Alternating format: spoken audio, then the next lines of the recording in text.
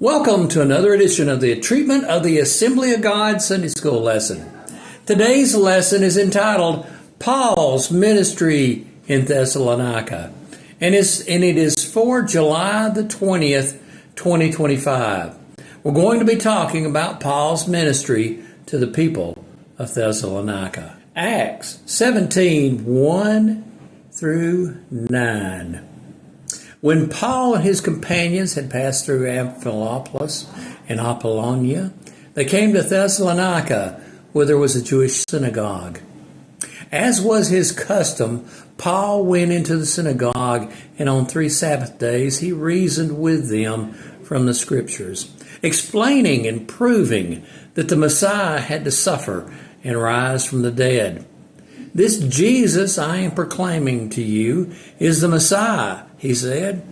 Some of the Jews were persuaded and joined Paul and Silas, as did a large number of God-fearing Greeks and quite a few prominent women. But other Jews were jealous, so they rounded up some bad characters from the marketplace, formed a mob, and started a riot in the city. They rushed to Jason's house in search of Paul and Silas in order to bring them out of the crowd. But when they had not found them, they dragged Jason and some other believers before the city officials, shouting, "These men have caused trouble all over the world and have now come here. And Jason has welcomed them into his house. They are all defying Caesar's decrees, saying there is another king, one called Jesus." When they heard this, the crowd and the city officials were thrown in turmoil. Then they made Jason and the other post bond and let them go. We see that Paul would go to the synagogues and proclaim Jesus as the Messiah. He was well received by some of the people. There were people, however, that were jealous that Paul was having an impact on the people. They enlisted people to stir up problems. They accused Paul of setting up Jesus as a direct competitor to Caesar. This actually carried a death sentence if they could prove it. In fact, there is probably no worse charge they could have laid on poor Paul. Acts 17:10 through 15. As soon as it was night, the believers sent Paul and Silas away to Berea. On arriving there, they went to the Jewish synagogue.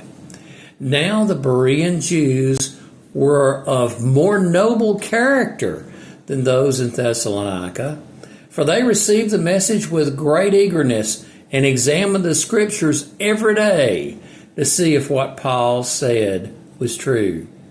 As a result, many of them believed, as did also a number of prominent Greek women and many Greek men. But when the Jews in Thessalonica learned that Paul was preaching the Word of God at Berea, some of them went there too, agitating the crowds and stirring them up.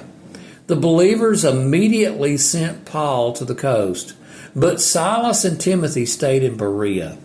Those who escorted Paul brought him to Athens and then left him with instructions for Silas and Timothy to join him as soon as possible. We all need to pay attention to the compliment paid to the people of Berea. They did not blindly accept anything. They went to the Scriptures and checked to see if what Paul said was true. Each of us need to do this when we listen to any preacher. That includes when you listen to me. Please don't take what I say at face value. Pick up your Bible and read it for yourself. Each of us should do that with sermons we hear and Bible commentaries that we read. 1 Thessalonians 1 through 5. Paul, Silas, and Timothy, to the church of the Thessalonians in God, the Father, and the Lord Jesus Christ. Grace and peace to you. We always thank God for all of you and continually mention you in our prayers. We remember before our God and Father your work produced by faith, your labor prompted by love, and your endurance inspired by hope in our Lord Jesus Christ.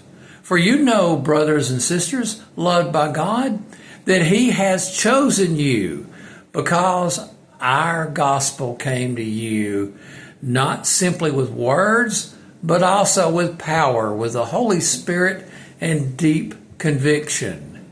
You know how we lived among you for your sake. Our labor should also be prompted by love. Love should be the navigator of our work for the Lord. And we also should have hope that gives us the endurance to complete the task we have been called to do. 1 Thessalonians 1, 6 through 10. You became imitators of us and of the Lord, for you welcomed the message in the midst of severe suffering with the joy given by the Holy Spirit. And so you became a model to all the believers in Macedonia and Achaia. The Lord's message rang out from you, not only in Macedonia and Achaia. Your faith in God has become known everywhere. Therefore, we do not need to say anything about it, for they themselves report what kind of reception you gave us. They tell how you turned to God from idols to serve the living and true God, and to wait for His Son from heaven, whom He raised from the dead, Jesus, who rescues us from the coming wrath. Well, friends, we need to be examples of the people around us. We need to be examples for the people around us. In fact, we are examples of the people around us. We can be an example for bad things, or we can be an example of good things.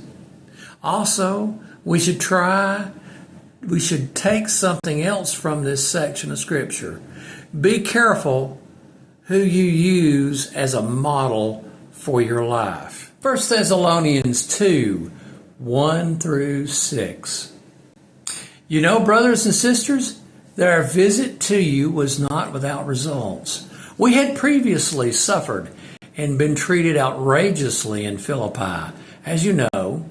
But with the help of our God, we dared to tell you the gospel in the face of strong opposition. For the appeal we make does not spring from error or impure motives, nor are we trying to trick you.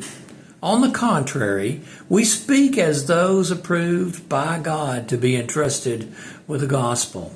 We're not trying to please people, but God, who tests our hearts.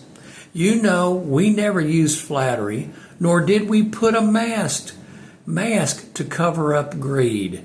God is our witness.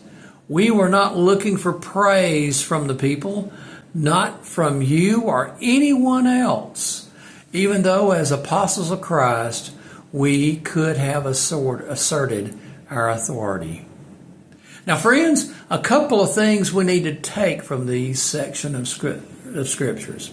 First, do not use flattery and blow people up. You can help them be proud and arrogant by flattery. Second, do not look for praise from people. That will cause you a problem every time. However, be nice to people. Don't talk down to people. The Bible is not teaching us to be mean-spirited and mean-mouthed people. It is saying don't blow people up and make them arrogant. 1 Thessalonians 2, 7 through 12. Instead, we were like young children among you, just as a nursing mother cares for her children. So we cared for you, because we loved you so much. We were delighted to share with you not only the gospel of God, but our lives as well. Surely you remember, brothers and sisters, our toil and hardship. We worked night and day in order not to be a burden to anyone while we preach the gospel of God to you. You are our witnesses, and so is God, of how holy, righteous, and blameless we were among you who believed. For you know that we dealt with each of you as a father deals with his own children, encouraging, comforting, and urging you to live lives worthy of God, who calls you into his kingdom and glory. Well, friends, Paul was underscoring not being a burden on people. The Apostle Paul was a bivocational minister. And friends, until I retired, I was a bivocational minister. That was not because I couldn't find a full-time minister position. It was because I didn't feel called to be a full-time minister. So I didn't hunt a job. I knew in my heart of hearts that I was supposed to be bivocational. That does not mean I don't believe in full-time ministers. I do believe in full-time ministers. But I believe God calls every one of us to a unique ministry. Our job is to find that unique ministry God has called us to and obey God.